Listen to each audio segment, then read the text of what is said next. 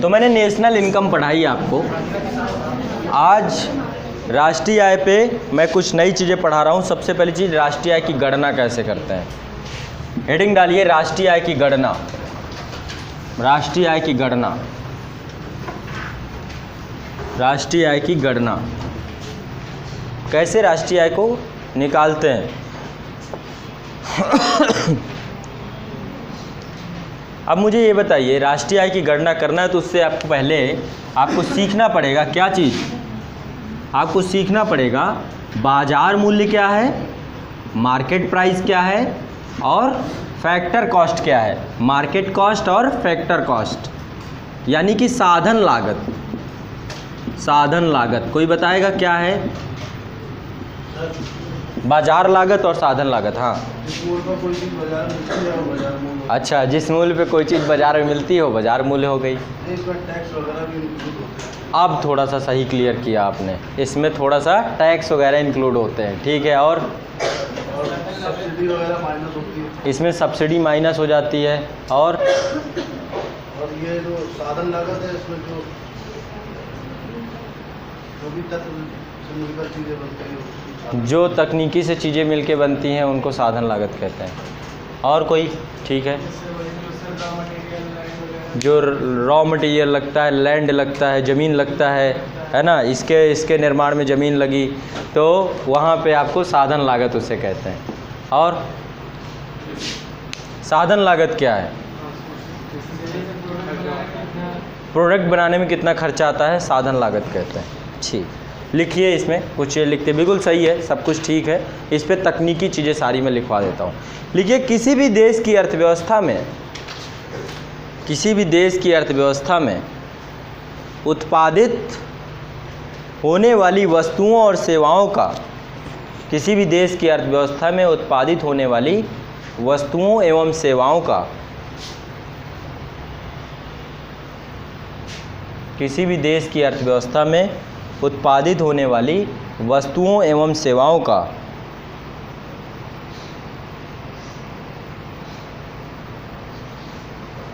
मौद्रिक मूल्य दो प्रकार का होता है। Number 1 market price, number 2 factor cost. Number 1 बाजार मूल्य, नंबर 2 साधन लागत। साधन लागत। तो साधन लागत को मैं यदि बहुत आसान भाषा में आपको समझाना चाहूँ कि साधन लागत क्या है, तो मैं आपको यही कहूँगा कि किसी वस्तु को उत्पादित करने में, किसी वस्तु को उत्पादित करने में जो साधन लगते हैं, जो सामग्री लगती है, उन सभी सामग्रियों का योग साधन लागत कहलाता है। समझ रहे हैं? किसी चीज़ को उत्पादित करने में जो साधन लगता है या जो सामग्री लगती है, उस सामग्री के मूल्य का योग साधन लागत कहलाता है, बहुत आसान भाषा में, ठीक है। फैक्टर कॉस्ट कहते हैं इसे। अब क्या क्या होता है, क्या क्या ज़रूरी होता है, ये 5 चीज़ें होती हैं जो आपको किसी चीज़ को उत्पन्न करने में लगती है, वो सारी चीज़ लिखवाता हूँ। लिख लीजिए साधन लागत। किसी वस्तु को उत्पादित करने के लिए, किसी वस्तु को उत्पादित करने के लिए जिन साधनों का प्रयोग किया जाता है, किसी वस्तु को उत्पादित करने के लिए जिन साधनों का प्रयोग किया जाता है, उन साधनों पर किया जाने वाले व्यय का योग, उन साधनों पर किए जाने वाले व्यय का योग, किसी वस्तु को उत्पादित करने के लिए जिन साधनों का प्रयोग किया जाता है, उन साधनों पर किए जाने वाले व्यय के योग को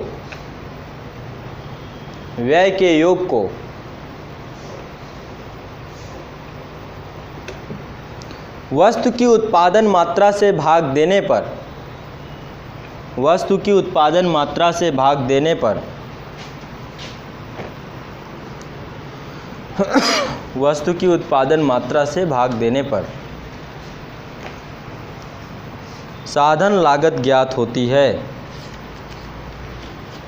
साधन लागत ज्ञात होती है।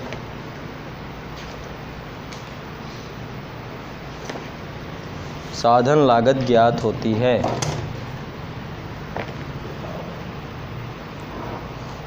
नेक्स्ट, प्रायः वस्तु के उत्पादन में 5 मूलभूत साधनों का प्रयोग किया जाता है। प्रायः वस्तु के उत्पादन में 5 मूलभूत साधनों का प्रयोग किया जाता है।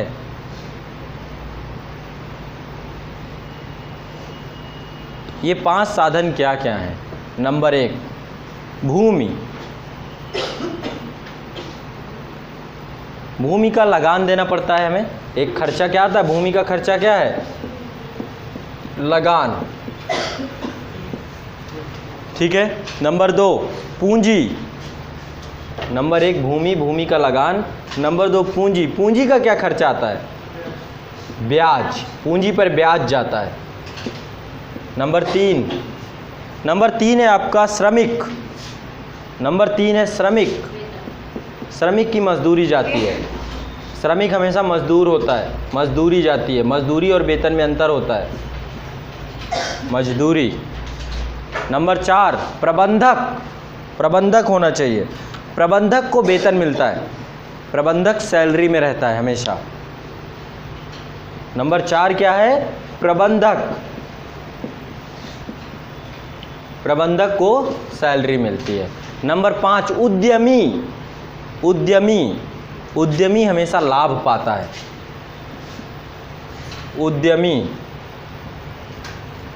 उद्यमी को हमेशा लाभ मिलता है।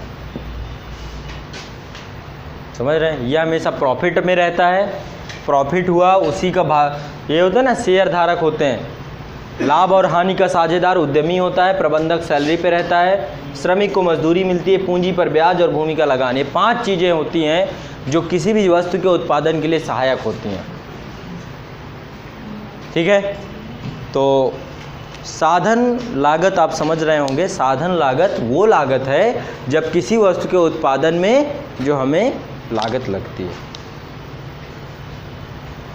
कोई दिक्कत नहीं? चलो नेक्स्ट डालिए। इसमें साधन लागत में एक चीज़ और लिख लीजिए। साधन लागत में सरकार द्वारा दी गई सब्सिडी जुड़ी होती है। साधन लागत में सरकार द्वारा दी गई सब्सिडी जुड़ी होती है।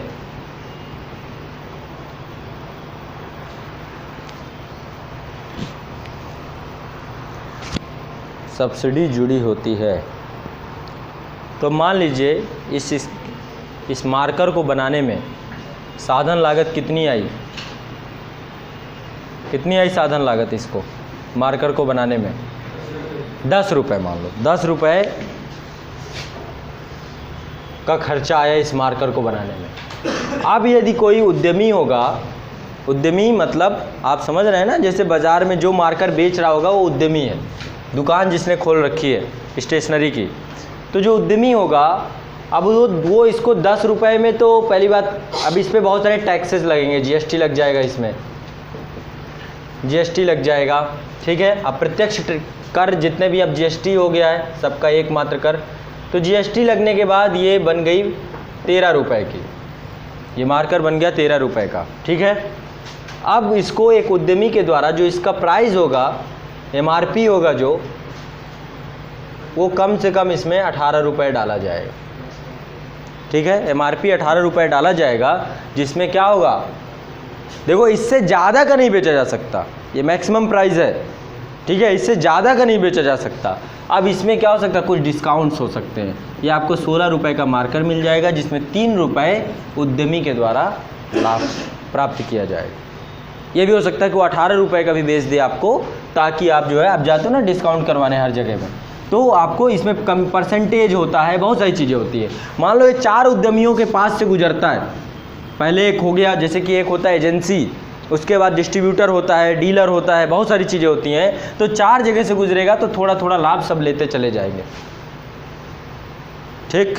तो नेक्स्ट डालिए बाजार मूल्य। बाजार मूल्य, मार्केट प्राइस। अब मार्केट में कोई चीज़ आ रही है तो कैसे होगा? मार्केट प्राइस लिखिए। किसी वस्तु की बाजार मूल्य में, किसी वस्तु की बाजार मूल्य, किसी वस्तु की बाजार मूल्य उस वस्तु को उत्पादित करने की लागत, किसी वस्तु का बाजार मूल्य उस वस्तु को उत्पन्न करने की लागत, किसी वस्तु का बाजार मूल्य उस वस्तु को उत्पन्न करने की लागत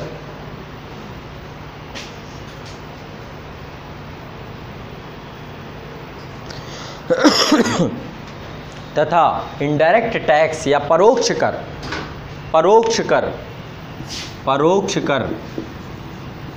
अप्रत्यक्ष कर भी बोलते हैं इसे, परोक्ष कर या अप्रत्यक्ष कर, इनडायरेक्ट टैक्सेस, परोक्ष कर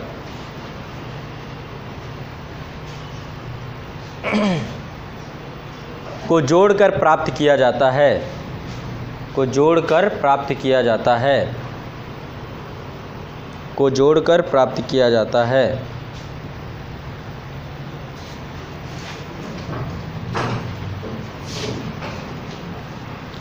को जोड़कर प्राप्त किया जाता है। अब मार्केट प्राइस में बताइए, सब्सिडी जुड़ी होती है कि घटी होती है? घटी होती है। सरकार के द्वारा यदि जाए, मान लीजिए पेट्रोल है, पेट्रोल मार्केट में बिक रहा है, यदि सरकार उस पर सब्सिडी दे रही है तो वो माइनस होगी। तो लिख लीजिए इसमें, ये भी क्योंकि कभी कभी आ जाता है, कथन कारक में आ जाता है, तो आपको ध्यान रखना है। लिख लीजिए बाजार मूल्य में सरकार द्वारा दी गई सब्सिडी घटी रहती है। बाजार मूल्य में सरकार द्वारा दी गई सब्सिडी घटी रहती है। तो ये बात हो गई हमारी साधन लागत की, फैक्टर कॉस्ट की और मार्केट प्राइस की। अब हमारी एक बात ये होना है, जो राष्ट्रीय आय है, भारत में राष्ट्रीय आय की गणना हमेशा फैक्टर कॉस्ट में की जाती है। भारत में राष्ट्रीय आय की गणना किस पे की जाती है? फैक्टर। पहले क्या करते हैं, साधन लागत में निकाल लेते हैं हम अपनी राष्ट्रीय आय को, साधन लागत में राष्ट्रीय आय को निकाल लेते हैं। बाद में जब साधन लागत पे राष्ट्रीय आय निकल आती है तो हम उस पर अप्रत्यक्ष कर जोड़ देते हैं, तो मार्केट प्राइस पर भी निकल आती है, बाजार मूल्य पर भी निकल आती है। ठीक है, तो इसको लिख लीजिए। देखो हर देश की अर्थव्यवस्था या तो देखो, अच्छा ये बताइए, बाजार मूल्य पर राष्ट्रीय आय और साधन लागत पर राष्ट्रीय आय कौन ज़्यादा होगा? बाजार मूल्य पर राष्ट्रीय आय ज़्यादा होगा, साधन लागत पर राष्ट्रीय आय ज़्यादा नहीं होगा। ये ध्यान रखना है। क्यों? क्योंकि इसमें अप्रत्यक्ष टैक्स भी, इनडायरेक्ट टैक्सेस भी जुड़े हुए हैं। तो लिख लीजिए, भारत में राष्ट्रीय आय की गणना, भारत में राष्ट्रीय आय की गणना साधन लागत पर की जाती है। भारत पर राष्ट्रीय आय की गणना साधन लागत पर की जाती है और बाद में अप्रत्यक्ष करों को जोड़कर बाजार मूल्य पर भी ज्ञात कर ली जाती है। भारत में राष्ट्रीय आय की गणना, ये क्वेश्चन आता है, भारत में राष्ट्रीय आय की गणना फैक्टर कॉस्ट में करते हैं या फिर मार्केट प्राइस में? तो फैक्टर कॉस्ट में करते हैं।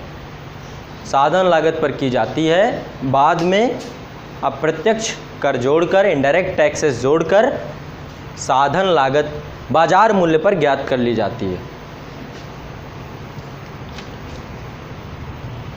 ठीक है, ये हो गई एक बात।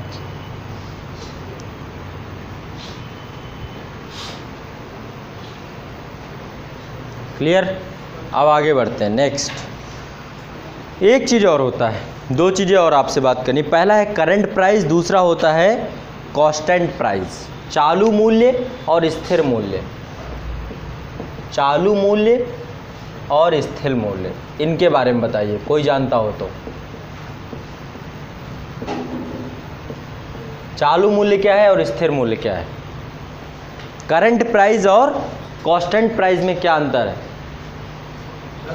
हाँ, किसी साल को बेस ईयर बना के, किसी साल को बेस ईयर बना के, कब, कौन सा बेस ईयर है अभी हमारा? 2011-12 को बेस ईयर बनाया गया है। ठीक है, जब किसी, देखिए क्या होता है, जो चालू मूल्य होता है इसमें मुद्रास्फीति की दरें जुड़ी होती हैं, यानी महंगाई इसमें जोड़ दी जाती है। मान लीजिए अभी क्या है, 2014 में क्या रेट था चीनी का? मान लो 2014 में चीनी जो थी वो 34 रुपये किलो थी। ठीक है, अभी 40 रुपये किलो है। ठीक है, तो क्या हुआ 2018 में महंगाई बढ़ गई, कितनी बढ़ गई, 6 रुपये। यदि मैं इसको मान लीजिए 2011 में है, 2011 में चीनी का रेट 34 रुपये किलो था, 2018 में 40 रुपये किलो हो गया, तो कितनी महंगाई बढ़ गई, 6 रुपये की महंगाई बढ़ गई। इसी प्रकार से राष्ट्रीय आय हमें बेस ईयर में देखनी है, स्थिर मूल्य क्या किया जाता है, सरकार द्वारा एक बेस ईयर निर्धारित कर दिया जाता है, ठीक है, ताकि उससे जो बढ़ रही महंगाई है उसको मापा जा सके और अर्थव्यवस्था के स्वरूप को देखा जा सके। तो बेस ईयर पे राष्ट्रीय आय क्या है और स्थिर मूल्य पर राष्ट्रीय आय क्या है, इसको भी लिख लेते हैं। लिख लीजिए, राष्ट्रीय आय की गणना चालू मूल्य एवं स्थिर मूल्य पर, हेडिंग डालिए, राष्ट्रीय आय की गणना चालू मूल्य एवं स्थिर मूल्य पर, चालू मूल्य एवं स्थिर मूल्य पर।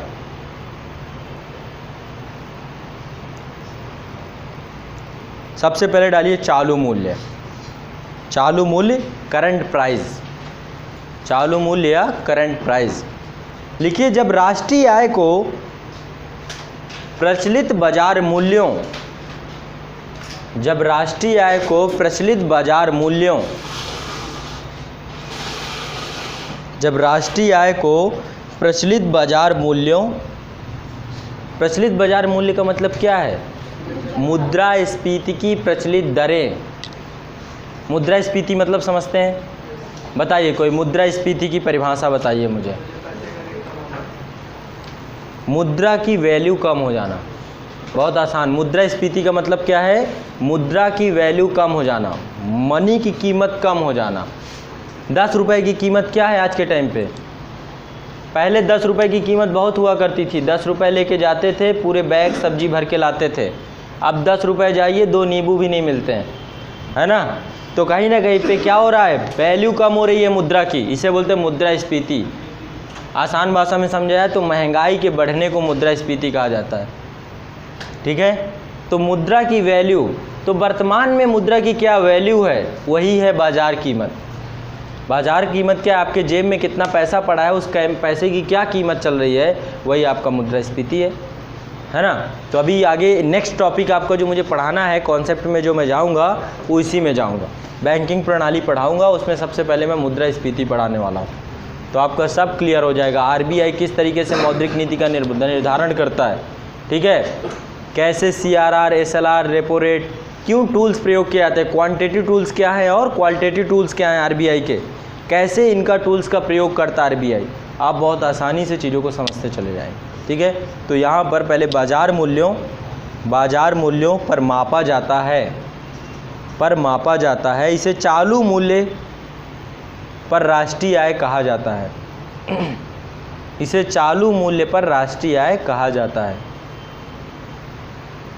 इसे चालू मूल्य पर राष्ट्रीय आय कहा जाता है।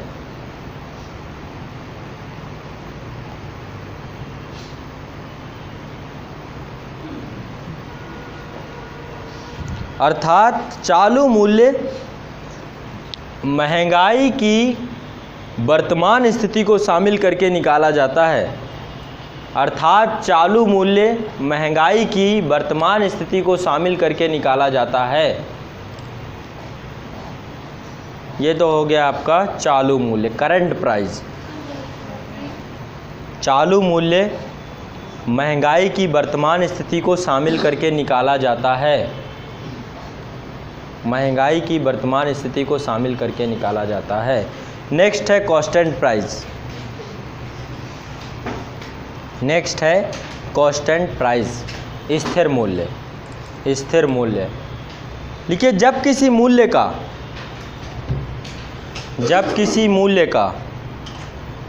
या जब किसी वस्तु के मूल्य का, जब किसी मूल्य का पीछे के किसी वर्ष, कोष्टक में लिखिएगा आधार वर्ष या बेस ईयर, जब किसी मूल्य का पीछे के किसी वर्ष या आधार वर्ष, पीछे के किसी वर्ष या आधार वर्ष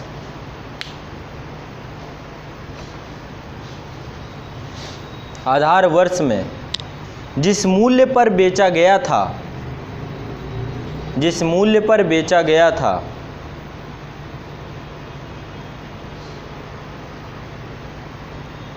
जैसे कि मान लीजिए प्रॉपर्टी है, प्रॉपर्टी आप देख रहे हैं सबसे गति से यदि कोई चीज़ आज देश में बढ़ रही है, सबसे ज़्यादा इन्वेस्टमेंट लोग करते हैं तो प्रॉपर्टी पे करते हैं। प्रॉपर्टी के रेट घटते बढ़ते भी रहते हैं, ठीक है। जैसे कि अभी आप नोटबंदी के बाद देखे होंगे कि प्रॉपर्टी के रेट बहुत ज़्यादा तेज़ गति से नहीं बढ़े। इस पूरे जितना भी, क्योंकि ब्लैक मनी बहुत इन्वेस्ट होती है, प्रॉपर्टी वाले जितना भी प्रॉपर्टी का बिजनेस है ना, ब्लैक मनी सबसे ज़्यादा इन्वेस्टमेंट की जाती है इसमें। तो नोटबंदी के दौरान अचानक क्या हुआ, जो पैसा था बंद हो गया, नोट ही बंद हो गई। तो क्या करें, नाम बढ़िया दिया गया नोटबंदी। ये भी तो हो सकता था नई नोटों का प्रचलन, नोटबंदी का नाम की जगह ये लिख देते नई नोटों का प्रचलन, लेकिन मीडिया ने नाम क्या, नोटबंदी। पहले नोट बंद हुआ, बाद में प्रचलन हुआ, उसी दिन से हुआ था। रात के 8 बजे से 2000 की नोटें छपना चालू हो गई, मिलना चालू हो गई। सोचने की बात है, आप चाहे जैसा सोचो, नकारात्मक सोचोगे तो नोट बंद हो गई, मेरे हिसाब सोचो नई नोटें चलने लग गई। कोई हाँ, तो ये जो है आपका जो नोटबंदी हुई थी उसके बाद से रियल इस्टेट सेक्टर, तो उस दौरान आप देखेंगे, मान लीजिए प्रॉपर्टी आपकी, मान लो 100 गज ज़मीन जो है आपकी, अब ये जगह के हिसाब से भी निर्धारित होती है। संपत्ति की कीमत जो होती है जगह और परिस्थिति वस्तु हर जगह से निर्धारित होती है। तो इसका सार्वभौमिक मूल्य नहीं होता, प्रॉपर्टी का कोई सार्वभौमिक मूल्य नहीं होता है।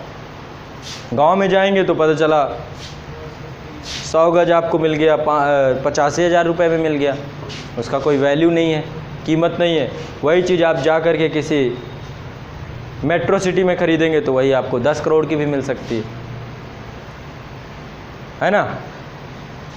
लेकिन उस जगह पर जब प्रॉपर्टी का जो मूल्य चल रहा था, उस मूल्य का वर्तमान कीमत में क्या अंतर आया है, उस मूल्य का वर्तमान कीमत में क्या अंतर आया है, यदि आप इन दोनों को माइनस कर दें, उस अंतर को माइनस कर दें, तो आप बेस ईयर में चले जाते हैं, ठीक है। मतलब किसी वस्तु का मूल्य 2011-12 में क्या था और 2018 में क्या है, इन दोनों के बीच का जो अंतर है, उस अंतर को यदि घटा दिया जाए तो आप फैक्टर कॉस्ट पा जाते हैं, स्थिर मूल्य पा जाते हैं। बेस ईयर यदि हमने 2011-12 माना है तो, ठीक है। तो इसको आप, इसकी परिभाषा है, इसको कंप्लीट कर लीजिए। उसी मूल्य पर निकाला जाए तो वह स्थिर मूल्य, स्थिर मूल्य पर उस वस्तु का मूल्य होगा। अच्छा, बेचा गया था, बेचा गया के आगे लिखना है उसी मूल्य, बेचा गया था के आगे लिखना है उसी मूल्य पर निकाला जाए, उसी मूल्य पर निकाला जाए तो यह स्थिर मूल्य पर, तो यह स्थिर मूल्य पर उस वस्तु का मूल्य होगा, उस वस्तु का मूल्य होगा। करंट में ये लिख लीजिए, क्वेश्चन आएगा, ये क्वेश्चन पूछा जाता है, आगे लिख लीजिए। वर्तमान में स्थिर मूल्य के लिए आधार वर्ष 2011-12 को चुना गया है। वर्तमान में स्थिर मूल्य के लिए आधार वर्ष 2011-12 चुना गया है, 2011-12 चुना गया है। पहले रिप्लेस किसको किया, इसने किसको रिप्लेस किया था, 2004-5 को, 2004-5 को रिप्लेस किया था इसने 2011-12 में, ठीक है। तो अभी आधार वर्ष यही चल रहा है। स्थिर मूल्य पर भी राष्ट्रीय आय निकाली जाती है और उस पे निकाली जाती है। अब राष्ट्रीय आय के बारे में कुछ आप वो लिख लीजिए, फैक्ट्स लिख लीजिए। क्वेश्चन जिस तरीके से बन सकते होंगे लिख लीजिए। राष्ट्रीय आय से संबंधित कुछ महत्वपूर्ण तथ्य, राष्ट्रीय आय से संबंधित कुछ महत्वपूर्ण तथ्य।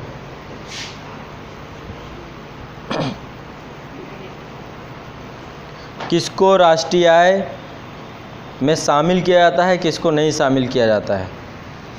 मान लीजिए आप हैं, आपकी माँ आपको पढ़ाती हैं, आपकी माँ आपको पढ़ाती हैं, ठीक है, सर्विस सेक्टर का कार्य कर रही हैं, अपने बच्चे को माँ पढ़ा रही है, तो राष्ट्रीय आय पे जोड़ा जाएगा, नहीं जोड़ा जाएगा। हाँ, कपड़ा धोना, घर में आप कपड़े धुलती हैं, राष्ट्रीय आय पे जोड़ा जाएगा।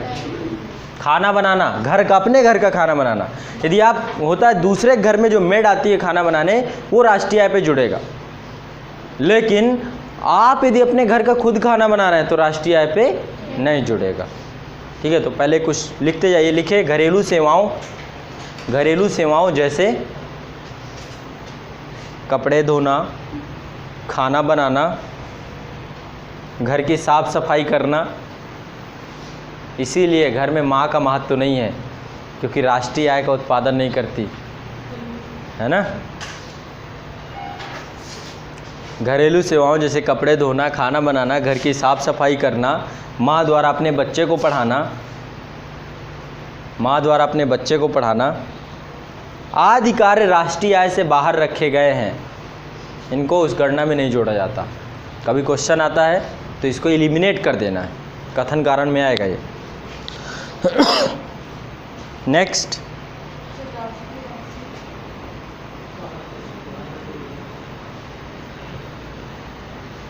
अब मैंने एक परिभाषा लिखाई थी सकल घरेलू उत्पाद में, क्या लिखवाई थी बताओ। सरल जीडीपी के बारे में मैंने बताया था। जीडीपी के बारे में बताइए क्या होता है जीडीपी। डिम्पल जी, जीडीपी क्या है?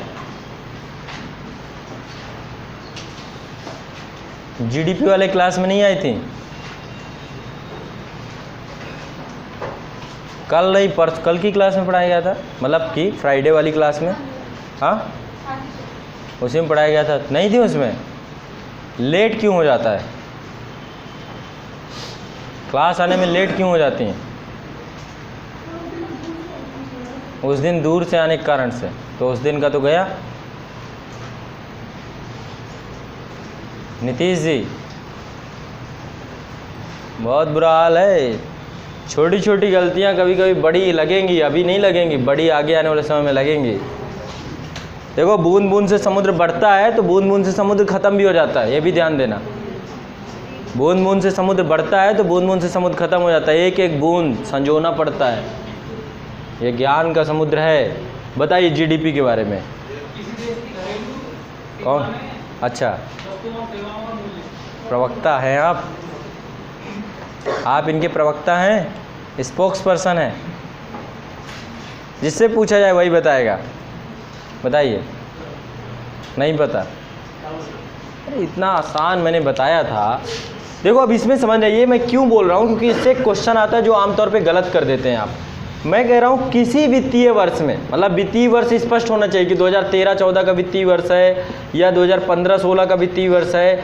तो किसी वित्तीय वर्ष में उत्पादित की गई, दूसरी चीज़ ये भी है, उत्पादित की गई सकल घरेलू उत्पादित की गई वस्तुओं और सेवाओं का अंतिम मौद्रिक मूल्य क्या होता है? घरेलू सीमा के अंदर जीडीपी कहलाता है। ठीक है, ये मैंने आपको बताया था। अब ये बताओ, क्या 2012-13 में कोई वस्तु यदि उत्पादित की गई होगी तो क्या अगले साल की जीडीपी में उसको जोड़ा जाएगा? नहीं जोड़ा जाएगा। इसी प्रकार से राष्ट्रीय आय पे भी ध्यान रखना है। राष्ट्रीय आय में उसी साल की जो वस्तुओं का उत्पादन है, जब मान लो कोई पुरानी वस्तु है वो उत्पादित की जा चुकी है, तो उसको हम राष्ट्रीय आय पे, इस साल वाली राष्ट्रीय आय पे नहीं जोड़ेंगे। जो पुरानी वाली राष्ट्रीय आय पे जो चीज़ उत्पादित हो चुकी है उसको इस साल नहीं जोड़ते। लिख लीजिए, पुरानी वस्तुओं, अगला पॉइंट लिखिए, राष्ट्रीय आय में पुरानी वस्तुओं का मतलब क्या है? पुरानी वस्तुओं का मतलब बताइए। ऐसी वस्तुएं जिनका उत्पादन पिछले वित्तीय वर्ष में हो चुका है उन्हें पुरानी वस्तु बोलते हैं। लिखिए, ऐसी वस्तुएं, पुरानी वस्तुओं का एक कोष्टक में लिख लीजिए, ऐसी वस्तुएं जिनका उत्पादन पहले के वित्तीय वर्ष में किया गया हो, ऐसी वस्तुएं जिनका उत्पादन पहले के वित्तीय वर्ष में किया गया हो के मूल्य को शामिल नहीं किया जाता,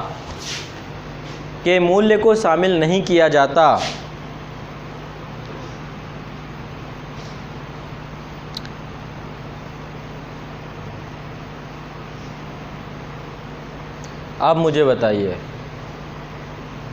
क्या छात्रवृत्ति आपको मिलती है, स्कॉलरशिप आपको मिलती है, राष्ट्रीय आय में जोड़ी जाएगी?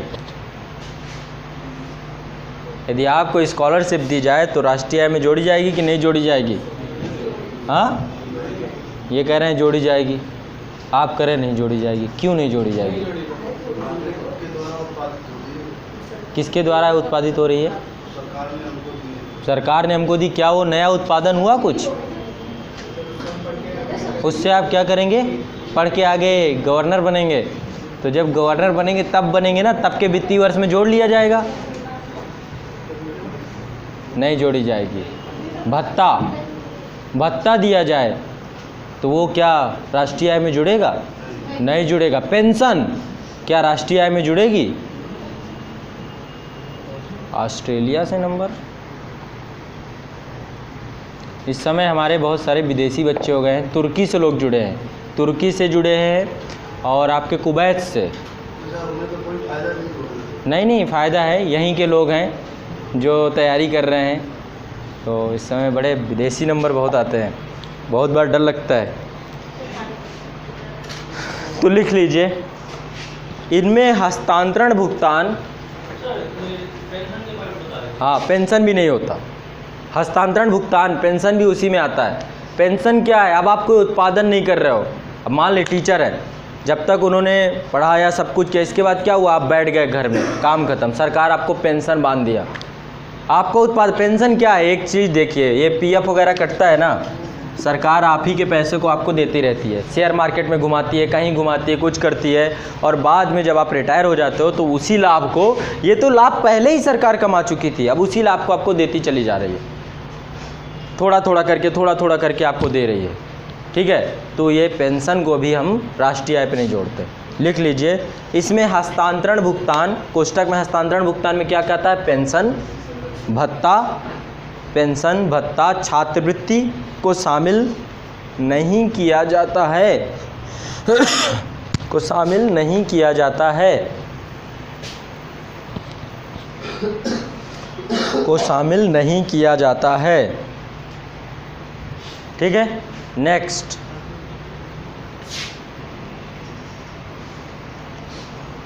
अब ये बताइए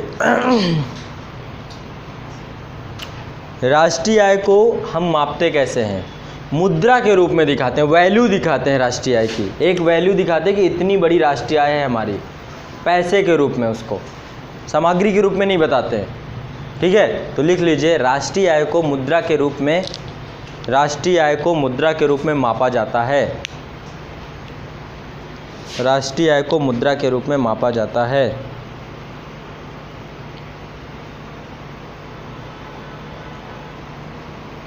लिखिए नेक्स्ट, राष्ट्रीय आय के अंतर्गत देश के नागरिकों, राष्ट्रीय आय के अंतर्गत देश के नागरिकों तथा विदेशों द्वारा उत्पादित की गई वस्तुओं, तथा विदेशों द्वारा उत्पादित की गई वस्तुओं, तथा विदेशों द्वारा उत्पादित की गई वस्तुओं एवं सेवाओं के मूल्य को शामिल किया जाता है, एवं सेवाओं के मूल्य को शामिल किया जाता है।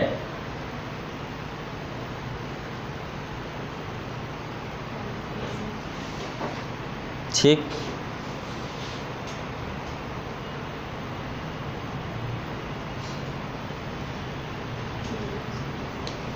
और ये चीज़ मैं आपको बता चुका हूँ पहले ही, अंतिम मौद्रिक मूल्य को इसको मापा जाता है, इसमें अंतिम मौद्रिक मूल्य जोड़ा जाता है, अंतिम मौद्रिक मूल्य।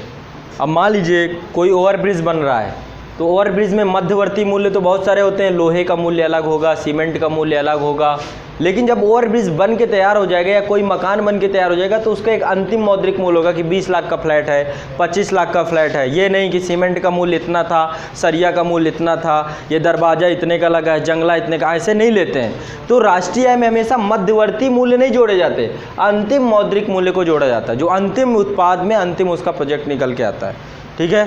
तो ये हो गए राष्ट्रीय आय से संबंधित कुछ महत्वपूर्ण जो अन्य बातें मुझे बतानी थी। राष्ट्रीय आय से संबंधित अब आपकी समग्र बातें खत्म हो गई। अब आपका राष्ट्रीय आय से संबंधित क्वेश्चन गलत नहीं होना चाहिए, ये मैं आशा करता हूँ। यदि नहीं समझ में आए तो आप पूछ सकते हैं। अब हम आगे बढ़ें।